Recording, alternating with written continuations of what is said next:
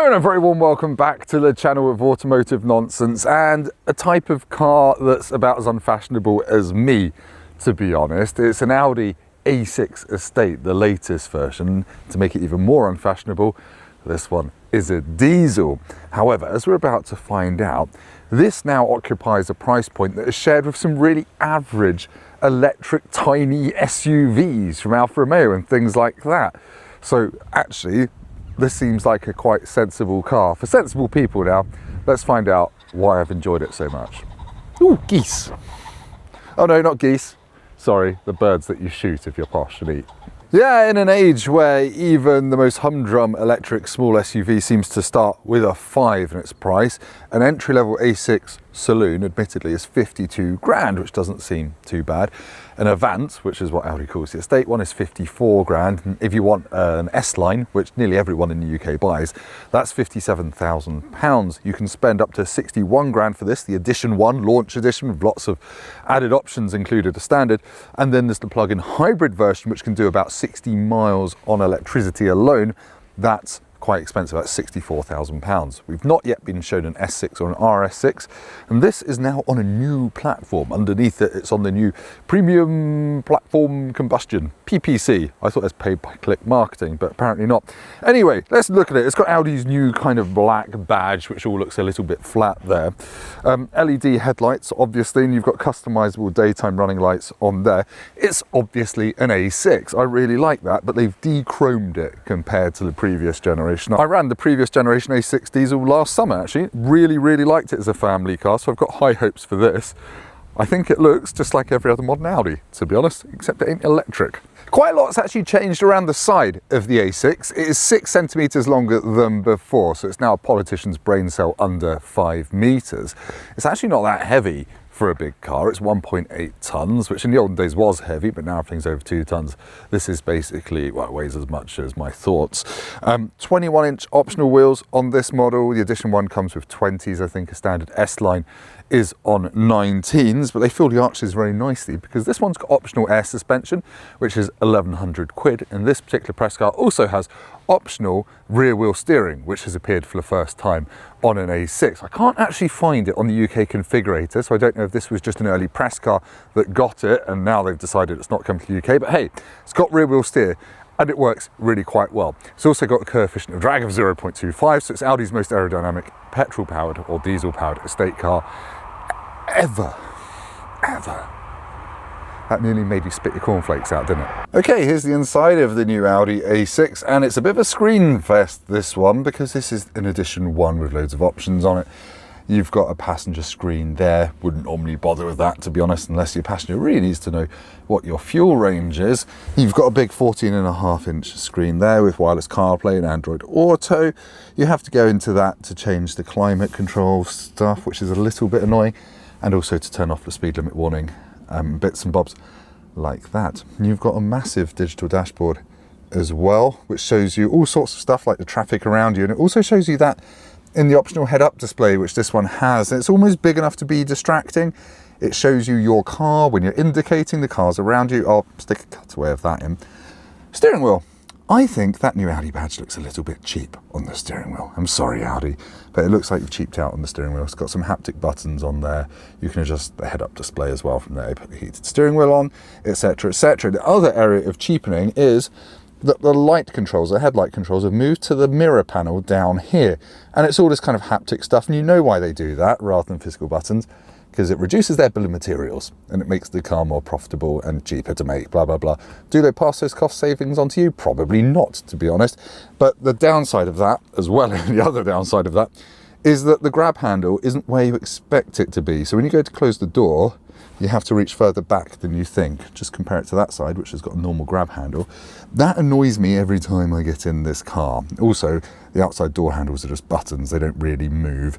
Otherwise, you've got some USB-Cs there, which charge faster if you get the sound and vision pack, which this car has. There's a wireless charger down there. Gear shift down there. You'll notice there's a lot of piano black plastic, which I think should be banned, because look, it's getting smudgy and scratched already on this press car. Some storage in there, and the glove box is an okay size as well. Obviously this one has got grey, white, cream, I don't know what we're calling that, it's slightly bluey leather seats, which, to be fair, I've been wearing black jeans and they haven't discoloured as a result of that, but blue ones might be a different story. Got a nice frameless mirror, hello, there.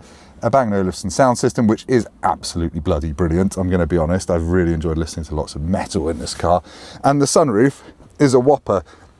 It goes all the way back and it's electrochromatic, so you can tint it in sections or untint it in sections. The only downside to that is the price. That is £2,400. But I dare say if you're going to carry people in the back very often, it's worth it so they don't feel claustrophobic. This is a proper job in the back of the A6 Avant. I am 6'3". That seat will actually go forward a little bit when I turn the car on. So I've got, well, loads of knee room. I've got just enough foot room and loads of headroom despite having that very expensive sunroof on this one. Wide middle seat, but they're not going to enjoy it because they've got a big transmission tunnel in the middle for the drive shafts and stuff like that. 2 USB-Cs, a rear zone of climate control, little netty things there, big door bins, big armrest that comes down, and the ISOFIX covers just slide up out of the way rather than coming off and getting lost. Got air vents there, and that sunroof, oh, it's amazing. It goes all the way back over my bald, shiny slice of liver sausage. Yeah, Bang & Olufsen logo there. This is all very nice, but not felt lined, which is a bit of a shame. But otherwise, one of the best cars for rear seat occupants I've driven in this decade, probably. In the buttock department, the new A6 is a gentle evolution of what we had before. These tail lights look a little bit like the front end of the new Skoda Kodiaq, but maybe that's just because I dream in Skoda. Got a rear window wiper, very handy. The new Audi badge has a black line around the outside of it. I've got, look, actual exhausts. When did you last see actual exhausts? The boot is a little bit disappointing though. It's dropped in size from the previous generation. We used to have 565 litres, we've now got 503. So you've lost 60 odd litres of space. And that's because on this new platform, they've not changed the floor pan for the non-plug-in hybrid version. So nothing under here really other than tyre gunk, because that's where your big battery would go on the plug-in hybrid. But this isn't a plug-in hybrid, so give me the boot space, Audi. You were just too lazy to bother giving us a separate floor pan for the petrol and diesel versions. But otherwise, yeah, that's still a reasonably big space there. You've got levers here to fold the seats down remotely. You've got a net there with your first aid kit and all that good stuff, and an electrically closing boot. And again, fancy lights at the back with a light bar, because everything's got a light bar these days. Oh, and it can tow 1.9 tons. Right, we're going to go for a drive in the Audi A6. The first thing you notice is you don't grab that door where you think. You've got to go back here because you've got the cheap panel of stuff there for your headlights, your mirrors, and your memory seats, and your child locks. But otherwise, you turn it on, and you turn it on, and then it starts in silence because it's got quite a strong mild hybrid element to this diesel. And then it is back into D, and away we go. Once I've checked, I've got everything. There's a light bar along the bottom of the windscreen where it meets the dashboard, and when you indicate, it flashes green at each end, so you know which way you're indicating, which is quite neat, I guess. Right, quickly, visibility. Great out the front, feels quite wide initially, but you get used to it. View out the back's actually really pretty blooming good, to be honest. I do like it. It's an easy car to drive despite being on the much larger side than it used to be. Let's talk engines. You can get a choice, a very simple choice, for 2-litre petrol with 204 horsepower or a 2-litre diesel with 204 horsepower. They've made it exactly the same for idiots like me. So this diesel comes with 4-wheel drive in this model, automatic gearbox, 0 to 62 is 7 seconds. The petrol's a bit slower, 8.3 seconds, I think, and I think that's front-wheel drive only at the moment. I'm sure that will change by the time I put the video out. The plug-in hybrid, as I said, can technically do 60 miles on the charge. In the real world, I've heard it's more like 45 to 50 miles. That's got 300 horsepower and uses a 2-litre petrol engine. So yeah, quite a simple lineup, to be honest. And this diesel is the one for me. If you're doing long journeys, yes, you've got to put AdBlue in it, which is basically wee-wee. But then you're rewarded with, well, I've averaged 47.6 miles per gallon over 350 miles at the moment. That goes north of 50 just on long motorway runs, which is really good for a tank range of 700 to 750 miles in my experience, which is lovely. And when you put your foot down, you get some diesel noise, but it's not too egregious. It doesn't sound like you're in a knackered old transit van. What you do get though is quite a lot of motor whine from the electric motor from the mild hybrid system, which is surprising actually. It's not annoying, it's more just a reminder that it's there, and it does do a good job of giving you a bit of extra torque, a bit of extra oomph off the line. So yeah, I'm all for that. That's quite a good mild hybrid system. Now the ride in this one is mint, as they would say in different parts of the country, because I've got optional air suspension, so you can adjust the height of it, you can adjust the softness, the firmness of it, and it's just got such a lovely flow. On motorways, it's just really comfortable. Even that knackered bit that they still never fix near the A3 on the M25, you know, all the concrete sections, this is really quite serene. Not much wind noise, not much tyre noise, perhaps not as insulated from wind noise as I would have liked, but it's not too bad. And as I said, very efficient as well. Now, the rear wheel steering on this one is quite good. I really like it. It makes it more nimble when you're doing the usual manoeuvring around town, kind of parallel parking, getting around cars. But it does also make it more interesting to drive in a sporty manner as well. When you've got it in dynamic mode, it acts a bit more urgently than in the other modes. You can actually adjust the all-wheel steering setup in your individual mode here. And then it's just actually like you get to roundabouts and you nip around a roundabout without braking. It corners really flat. It's not like fun sportiness, but it's impressive agility for a fairly big car, and I've really enjoyed that. So hopefully it does make a reappearance on the configurator, because I think on cars that are nearly 5 meters long, rear wheel steering makes a huge difference to day-to-day usability. And until you've tried a car with it, you probably won't get it, but as soon as you start parallel parking or doing maneuvers in one, you're like, oh, this feels like a bit more like an A4 than an A6, which is a good thing. So yeah, been really impressed with this. It hasn't really got any dynamic foibles other than perhaps a slightly overactive emergency braking system, which is true of most modern Volkswagen Group cars. So it will flash up and tell you you're going to crash even though you've seen the car and you're braking. And it does a scary noise and flashes a red thing in the head-up display. It's just a bit unnecessary, but I guess the computers think you're about to absolutely bin it. To turn off the speed limit warning, you press this little button down here and then tap that. That's 2 presses.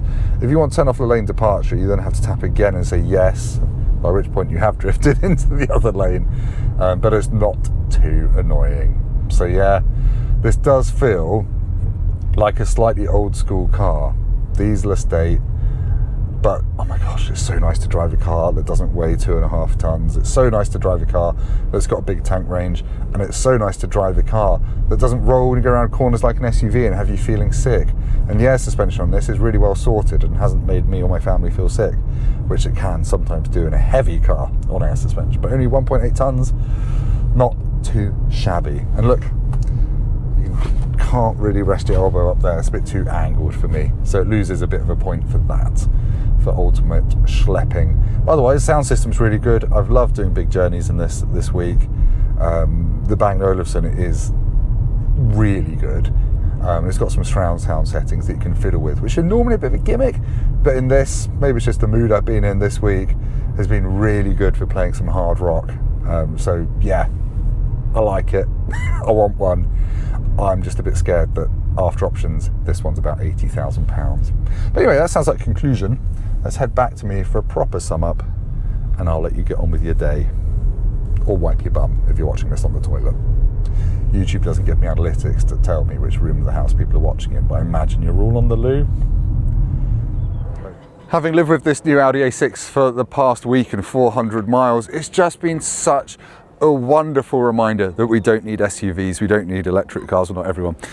And it's just a fantastic thing to drive. That diesel engine, yes, it occasionally sounds a bit diesely, but it gets you close to 50 miles per gallon and a driving range of pretty much 750 miles, which if you're doing big European trips is just fantastic. Yeah, it might be a bit old-fashioned for some people, but I think it's still got a place in big marmunchers like this. But otherwise, it's exceptional to drive nice and flat in the corners. The rear wheel steering makes it feel really quite athletic as well. It's never fun, but it's a really sharp, nice thing that can also lollop and waft you along in complete comfort, silence with an amazing sound system, in complete comfort, the seats, and with decent interior tech that's not too annoying. So I'm very, very impressed with the Audi A6. It is still doing Audi A6 things, ticking all of those boxes for people that need a big mile muncher, a big load lugger. I just wish the boot space was still as big as it used to be, the underfloor storage. Anyway, it's getting 8 Tim Roadies out of 10. Close to 9, but not quite. Anyway, thank you. If you have liked this video, please hit the like button. Consider subscribing to this very poxy YouTube channel. I'm nearly at 40,000 subscribers. I'd like to hit that by the end of the year. And go down to the comments and leave me the most aggressive German swear word you can think of. And I'll try and approve them so YouTube actually publishes them. Goodbye.